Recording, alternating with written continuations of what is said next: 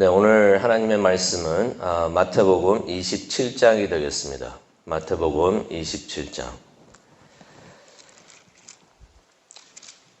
이 중에서 45절부터 56절까지의 말씀을 우리가 다 함께 봉독하도록 하겠습니다.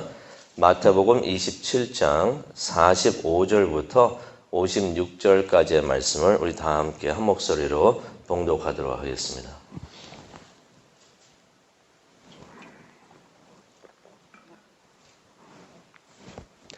네, 다 찾으셨으면은 읽도록 하겠습니다. 예수님께서 마지막 숨을 거두시는 그 장면이 되겠습니다.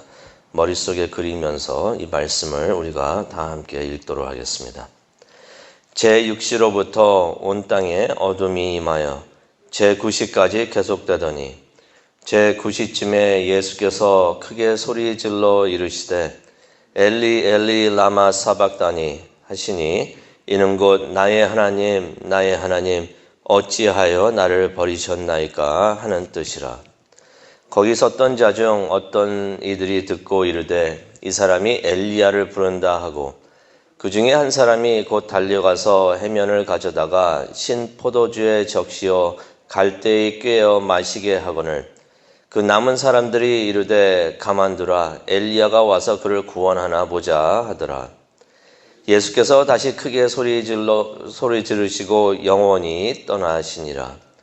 이에 성서 휘장이 위로부터 아래까지 찢어져 둘이 되고 땅이 진동하며 바위가 터지며 무덤들이 열리고 자던 성도의 몸이 많이 일어나되 예수의 부활 후에 그들이 무덤에서 나와서 거룩한 성에 들어가 많은 사람들에게 보이니라. 백부장과 및 함께 예수를 지키던 자들이 지진과 그 일어난 일들을 보고 심히 두려워하여 이르되 이는 진실로 하나님의 아들이었다 하더라. 예수를 섬기며 갈릴리에서부터 따라온 많은 여자가 거기 있어 멀리서 바라보고 있으니 그 중에는 막달라 마리아와 또 야고보와 요셉의 어머니 마리아와 또 세베대의 아들들의 어머니도 있더라. 아멘. 하나님, 금요일입니다. 예수님께서 죽으신 금요일, 예수님께서 십자가에 못 박혀 죽으신 그 장소에 우리가 가 있기를 원합니다. 또 예수님을 우리가 보기를 원합니다. 예수님께서 왜 이토록 흉한 모습으로 죽으셨는지, 왜 피를 흘리셨는지 우리가 깨닫고 감사하는 시간이 될 수 있도록 또 기도하는 시간이 될 수 있도록 하나님 인도하여 주시옵소서. 감사합니다. 예수님의 이름으로 기도합니다. 아멘. 오늘은 성금요일입니다. 성금요일. 예수님께서 죽으신 날이 됩니다. 아시다시피 이날 아침 새벽부터 예수님께서는 재판을 여러 번 받으셨습니다. 그러면서 예수님께서 매를 맞으시고 채찍질도 당하셨습니다. 26절에 나와 있는 말씀이 되겠습니다. 또 희롱도 많이 당하셨습니다. 군인들이 가시관을 머리에 씌우고 눈을 가리고 주먹으로 막 칩니다. 막대기로 예수님의 머리를 툭툭 칩니다. 예수님의 얼굴과 몸에 침을 뱉습니다. 29절과 30절에 나오는 말씀입니다. 26절을 한번 보시기를 원하는데요. 26절을 한번 보니까 이런 말씀이 기록이 되어 있습니다. 이에 바라바는 그들에게 놓아지고 예수는 채찍질하고 십자가에 못 박히게 넘겨주니라. 예수님께서 채찍질을 받으셨다고 그러는데 자세하게 기록이 나와 있지는 않습니다. 하지만은 우리가 다른 기록을 보면서 예수님께서 이렇게 채찍질을 받으셨겠구나라고 우리가 짐작을 할 수가 있는데요. 당시의 채찍질은 이렇게 행해졌다고 합니다. 가죽 채찍이었습니다. 이 채찍이 다른 게 아니고 가죽이었습니다. 이 가죽의 의미가 있는데요. 몸이 젖어 있는데 그 위에 가죽으로 치는 것입니다. 그런데 그 채찍의 끝은 쇠 구슬이 있었습니다. 또 쇠 구슬이 있었고 뾰족한 양뼈 조각들이 붙여 있었습니다. 그리고 옷을 다 벗기고 두 손을 한 기둥에 묶습니다. 그러면서 두 명의 군인들이 같이 함께 또는 돌아가면서 몸 뒤를 채찍질을 하는 것입니다. 힘을 다하여 채찍질을 하는데요. 그 채찍에 쇠 구슬이 붙어 있었다고 그랬죠. 쇠 구슬은 살에 타박상을 입힙니다. 그리고 가죽과 뼈 조각들은 살을 찢고 또 살을 뜯어내는 역할을 합니다. 이렇게 39번을 칩니다. 그러니 뼈에 있는 근육까지도 뜯겨 나가는 그런 일이 있었던 것입니다. 물론 피도 많이 흘리게 됩니다. 십자가는 로마 제국이 사용했던 고문 방법이었습니다. 그리고 또 사용 방법이었습니다. 목적은 최대한 천천히 고통스럽게 고통을 느끼게 하면서 천천히 죽이는 처형 방법이었던 것입니다. 이것이 너무나 치욕적이고 고통스럽기 때문에 로마 제국이 이 사형 제도를 사용했던 것은 노예들에게나 아니면 이방인들, 반역자들, 중재인들, 이렇게 중재인들에게만 이것을 사용을 했던 것입니다. 로마 사람들은 이렇게 죽이지를 않았던 것이에요. 채찍질을 받는 자가 직접 십자가를 지고 갑니다. 그런데 그 십자가의 무게가 무척이나 무거웠습니다. 기록에 의하면 300파운드 정도가 된다고 합니다. 300파운드. 그런데 너무 무거우니까 다 짊어지고 가지는 못하고요. 가로장이라고 그러죠. 크로스발, 그 가로장만 지고 가게 했는데요. 이것 또한 120파운드 정도가 된다고 하니까 보통 어떤 사람들, 한 사람의 무게가 되는 것입니다. 그리고 십자가에다가 죄인들을 못을 박는데요. 예수님이 이렇게 못 박힘을 받으셨습니다. 두 손에다가 못을 박습니다. 그런데 이 못이 조그만 못이 아니죠. 대못입니다. 대못. 길이가 보통 5인치에서 7인치 정도 됐다고 합니다. 그리고 못이 대못이니까 넓이가 있는데 이 넓이가 1cm 정도 되는 것이라고 합니다. 그러한 큰 못을 손에다가 박았던 것입니다. 다리는 구부려 가지고 발을 기둥 앞에 못을 박습니다. 이거 구부려 가지고 이렇게 서 있으라고 해도 그게 참 힘들 것 같은데 그런 자세로 발을 또 못을 박았던 것입니다. 그러면은 길게는 3일이나 4일 정도 걸려 가지고 천천히 죽는다고 합니다. 기록에 성경에 보면은 예수님께서 옆구리에 창을 찔리셨는데요. 창을 찔렀는데 피가 나왔고 또 물도 나왔다고 하는 말씀이 있습니다.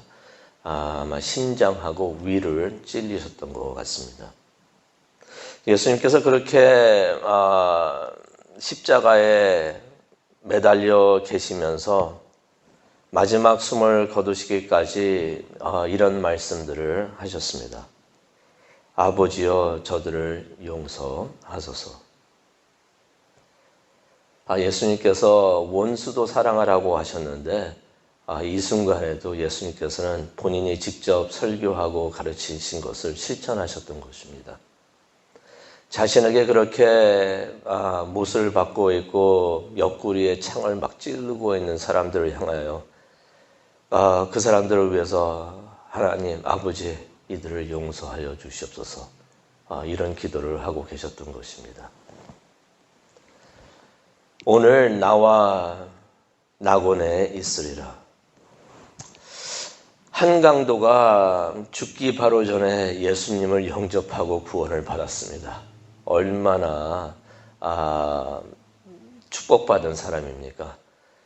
그런데 그 다른 강도를 한번 생각을 해봅니다. 너무나 안타깝습니다. 그 강도도 같은 구원의 기회를 받았는데 그는 그 기회를 놓치고 말았던 것이에요. 그러면서 생각을 해봅니다. 우리도 하나님께서 우리에게 많은 영적 기회들을 다 주시는데 누구는 그것을 받고 누구는 놓치게 되는데 우리는 하나님께서 주시는 그 영적 기회를 하나도 놓치지 않고 다 받기를 원합니다.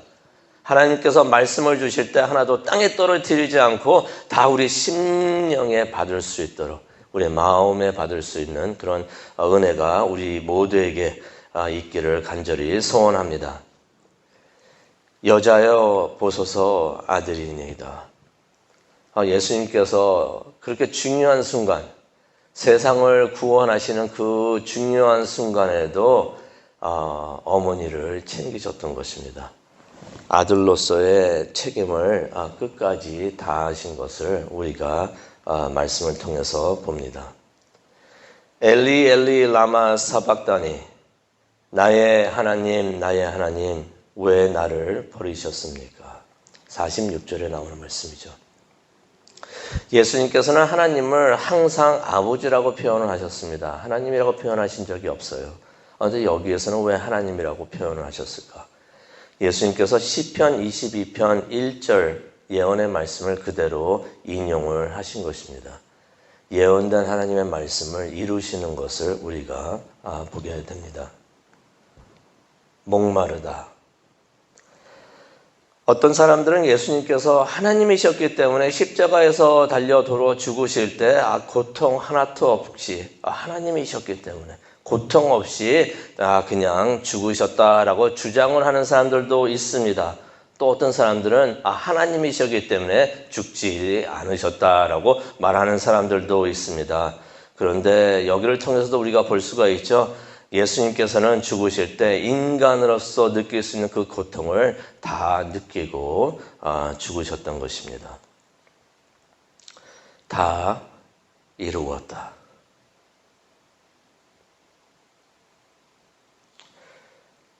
예수님께서 구원의 사역을 십자가 위에서 다 이루셨던 것입니다. 모든 죄의 값을 다 치르고 그래서 더 이상 우리가 우리 죄에 묶여가지고 있는 그러한 삶을 살지 않게 하시려고 우리를 죄에서 자유를 주기 위해서 예수님께서는 우리의 죄의 값을 다 그 순간 치루어 주셨던 것입니다.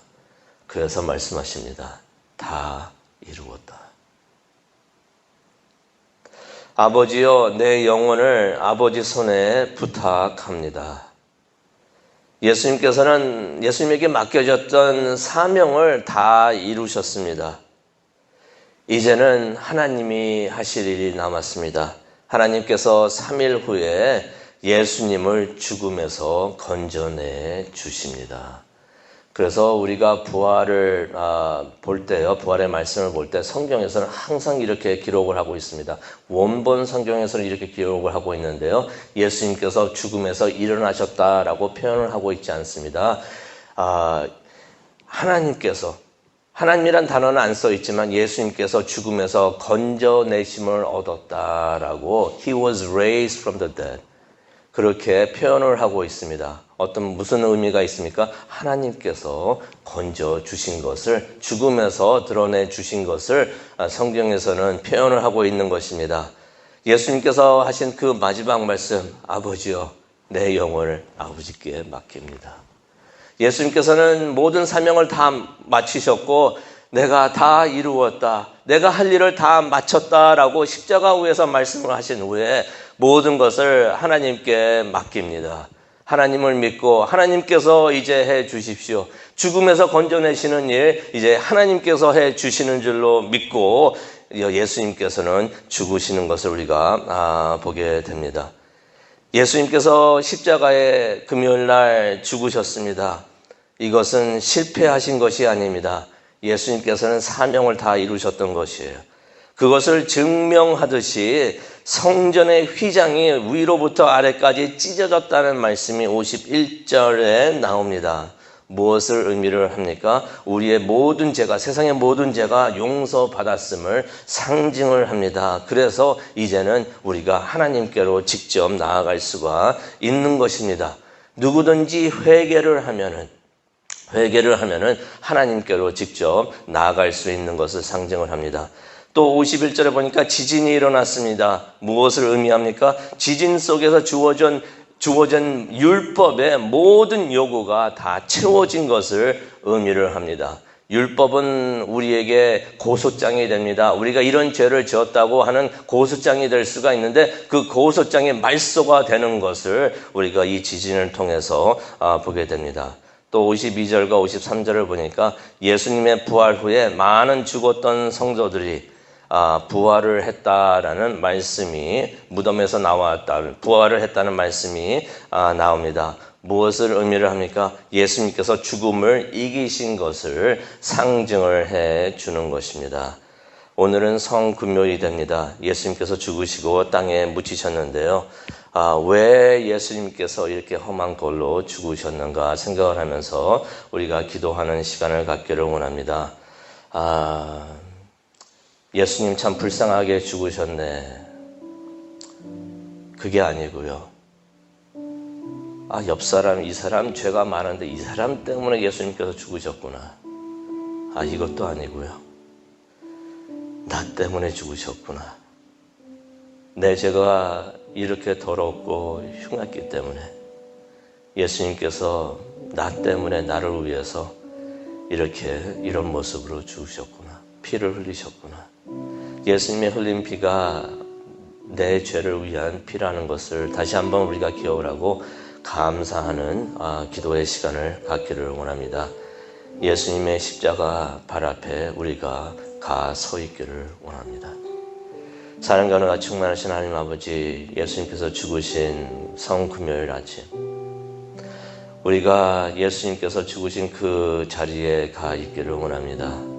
그리고 예수님께 감사하기를 원합니다. 나 때문에, 우리들 때문에 예수님께서 죽으셨습니다. 예수님을 바라보면서 예수님과 함께하는 그러한 기도하는 시간이 될 수 있도록 하나님 인도하여 주시옵소서. 감사합니다. 예수님의 이름으로 기도합니다. 아멘.